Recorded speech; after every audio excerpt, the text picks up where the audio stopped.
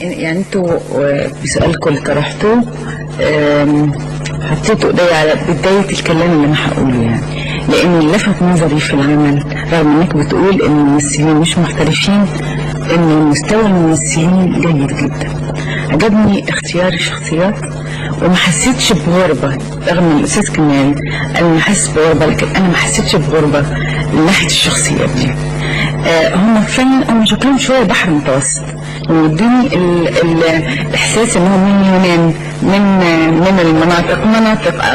مناطق شرق اوروبا حاجه كده، لكن ومع ذلك مش بعاد ابدا عن المذاق المصري.